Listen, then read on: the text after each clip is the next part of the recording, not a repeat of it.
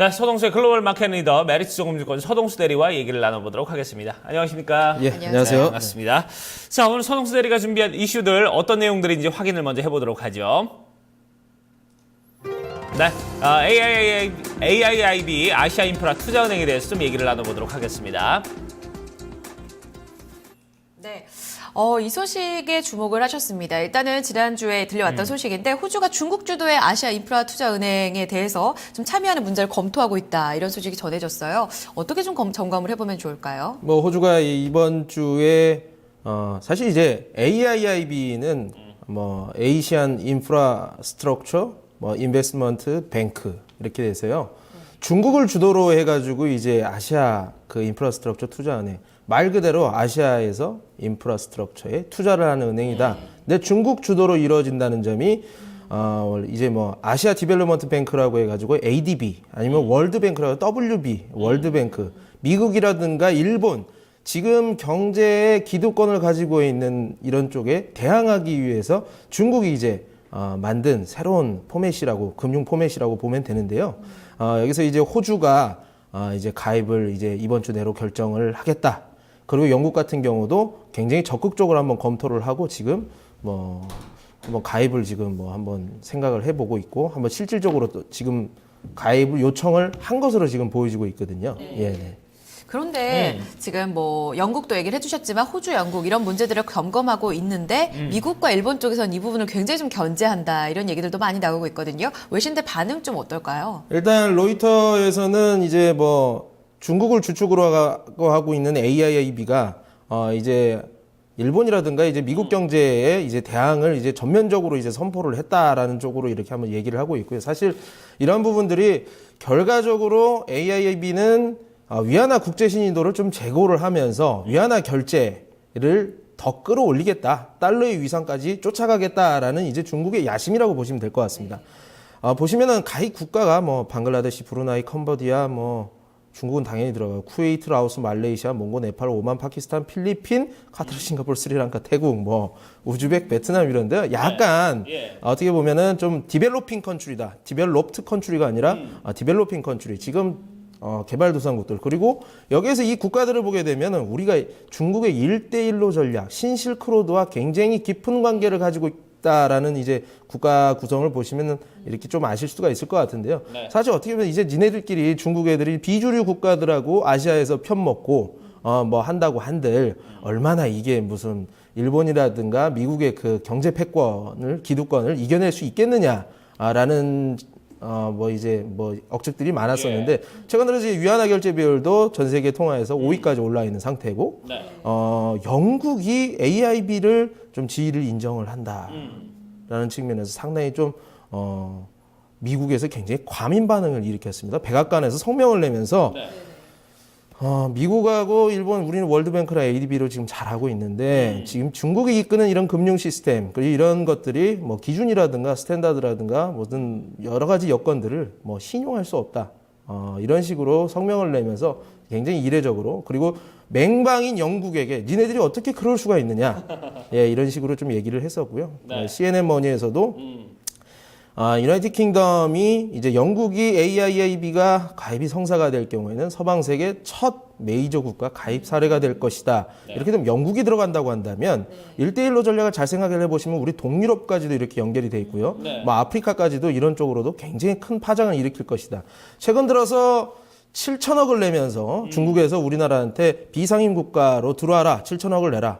시진핑 주석이 예전에 FTA를 체결하기 위해서 100명이 넘는 저명 인사를 데리고 들어온 것들이 이런 미국과 일본 중심의 TPP, 뭐 환태평양, 뭐 경제, 뭐 퍼시픽 이쪽을 대항하기 위한 중국의 세를 만들기 위한 이러한 전략이다라고 보시면 될 것 같습니다. 네. 알겠습니다.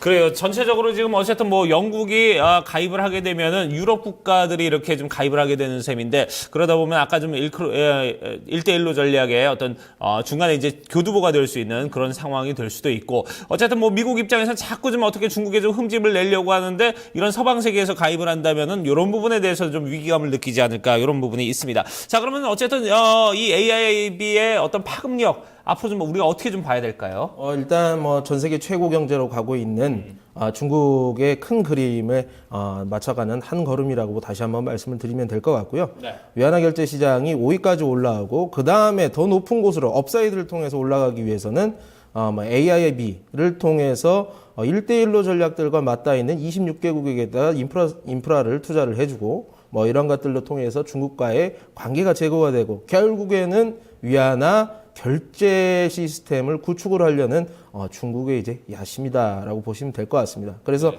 중국 경제라든가 특히나 증시 같은 경우에도 제가 굉장히 긍정적으로 지금 보고 있고요.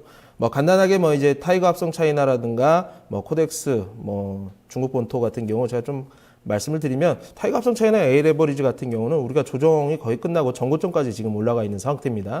그런데 이제 중국 본토 코덱스, 중국 본토 A50 같은 경우에는 최근 들어서 1대1로 전략이라든가 이런 어제 전인대가 끝났죠. 전인대가 끝나면서 이런 제조업이라든가 소재 산업재 쪽으로 좀 그 모멘텀이 증시에 많았던 것이 사실이에요. 그렇지만 결국에는 중국의 경제는 뉴노멀 IT와 금융을 재편을 하면서 성장을 하겠다는 이 전략은 결국에는 코덱스, 중국 본토, 뭐 A50 같은 경우에는 결국에는 언젠가는 충분히 상승률을 따라잡고 쫓아갈 것이다. 이렇게 뭐 키 차이를 조금 내면서 가고는 있지만 우려할 정도는 전혀 아니다라고 좀 보시면 될 것 같고요. 오히려 매수 기회로 삼으시면 좋을 것 같습니다. 네.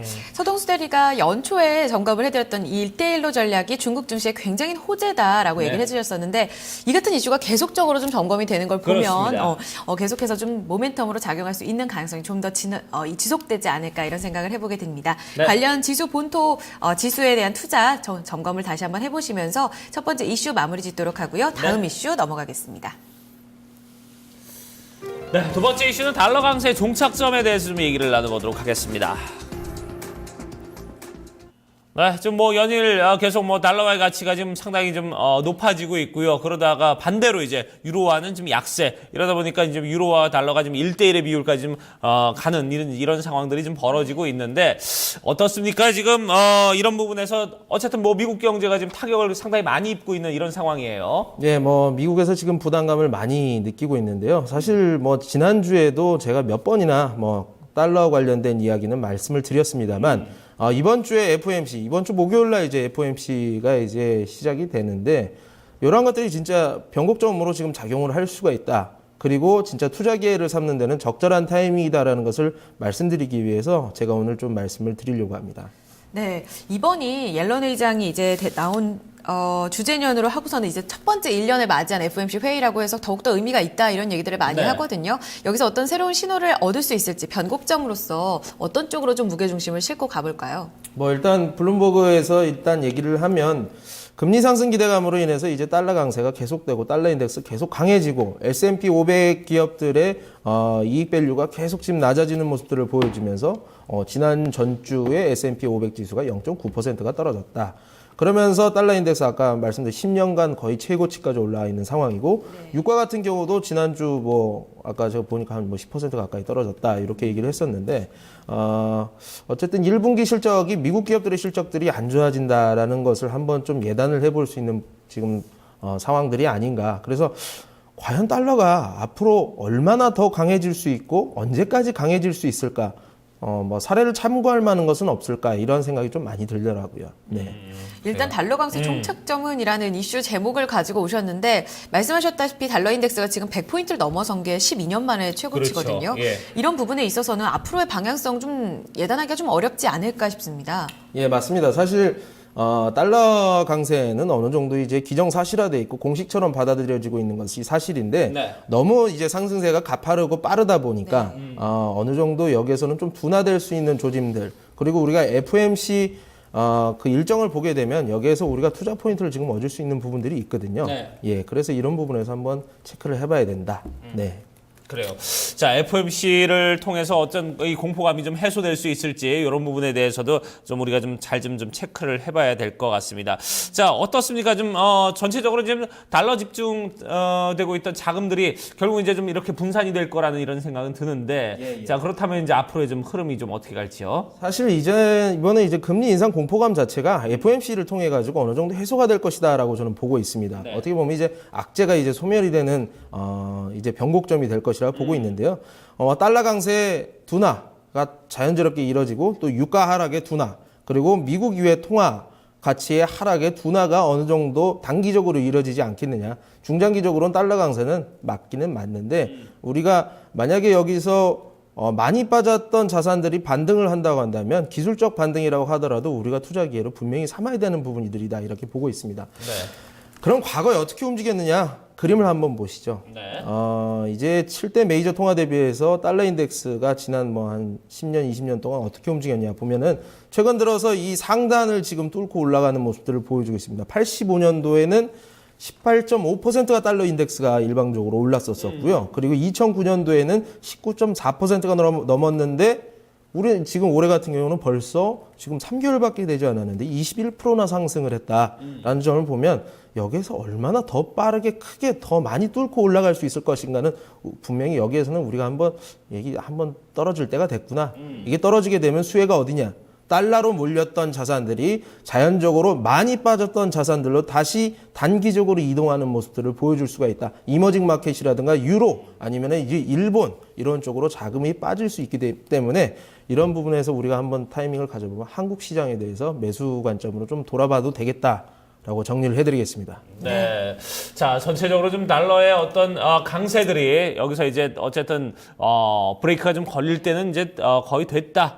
이렇게 좀 관점을 보여주셨고 여기서 이제 돈이 어디로 몰릴 것인가 이런 부분에 대해서 투자 포인트를 체크하는 것이 이번 주제의 어떤 핵심이 아닐까 이런 생각이 들어요. 네, 이번 주 FOMC 회의 눈여겨보시면서 이 같은 전략 한번 점검해 보시고요. 두 가지 이슈 여기서 마무리 짓도록 하겠습니다. 글로벌 마켓 리더 메리츠 종금증권 서동수 대리 함께했습니다. 감사합니다, 대리님. 예, 감사합니다. 고맙습니다.